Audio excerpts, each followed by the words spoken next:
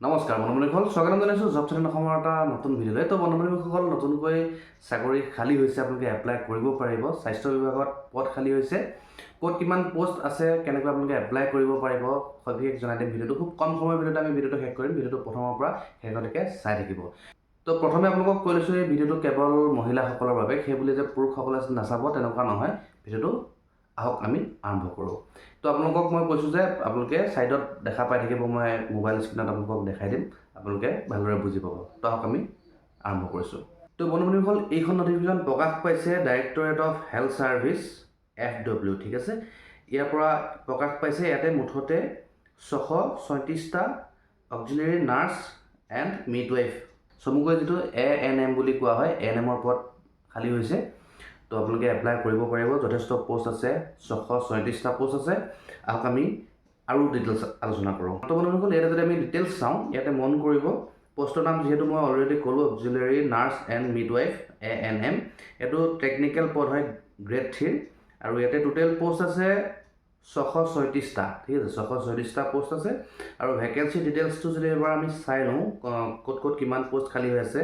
Unreserved হৈ আছে 324টা post. OBC আৰু MOBCৰ বাবে আছে 153টা পোষ্ট। OBC MOBCৰ বাবে আছে 19টা পোষ্ট, ঠিক আছে। এইটো হৈছে 3 টাইপছ এণ্ড আদিবাসীসকলৰ বাবে। SCৰ বাবে আছে 44, STPৰ বাবে আছে 64, STHৰ বাবে আছে 32, মানে 32টা পোষ্ট আছে। আৰু এই পোষ্টৰ কাৰণে যদি আপোনালোকে চাকৰিটো পাই যায়, আপোনালোকৰ দৰমহা কিমান হ'ব মই জনাই দিছোঁ। 14,000 টকাৰ পৰা 70,000 টকা আপোনালোকে মাহিলী লাভ কৰিব, আৰু গ্ৰেড পে থাকিব 6,200 টকা।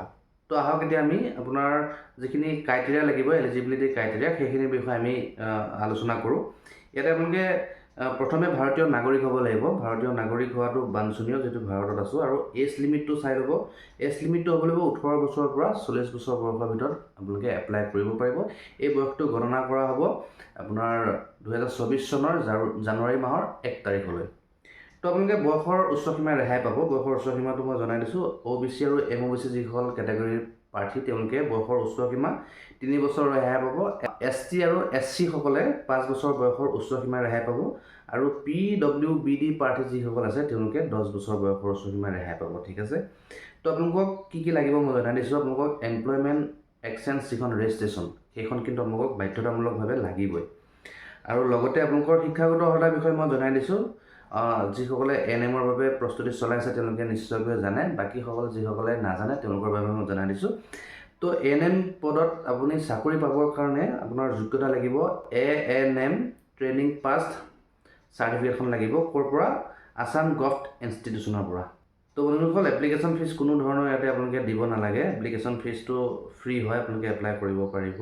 বন্ধুসকল, এতিয়া আপোনালোকক জনাই দিওঁ কেনেকৈ আপোনালোকে এপ্লাই কৰিব পাৰিব। How to apply for DHSFW যিটো ৰিক্ৰুইটমেণ্ট, কেনেকৈ এপ্লাই কৰিব মই আপোনালোকক জনাই দিছোঁ। আপোনালোকে এটা কাম কৰিব, ভিডিঅ'টোৰ ডেছক্ৰিপশ্যনত লিংক থাকিব। সেই লিংকত ক্লিক কৰিলে আমাৰ জব চেনেল অসমৰ এই পেজটো খোল খাব, ঠিক আছে। আমি য'ত আপোনালোকক দেখাই আছোঁ, এই পেজটো খোল খাব।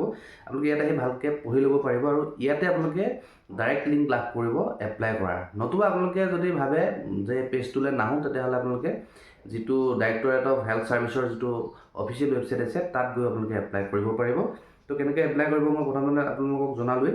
যদি আপোনালোকে আমাৰ পেজৰ পৰা এপ্লাই কৰিব বিচাৰে, ইয়াতে ডাইৰেক্ট লিংকটো সংলগ্ন কৰি দিম। আপোনালোকে তললৈ স্ক্ৰল ডাউন কৰিব।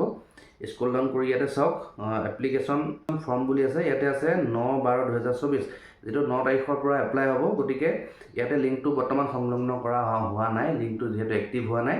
যেতিয়া লিংকটো এক্টিভ হ'ব, ইয়াতে আপোনালোকে ইয়াৰ পৰা আপোনালোকে চিধা এপ্লাই কৰিব পাৰিব।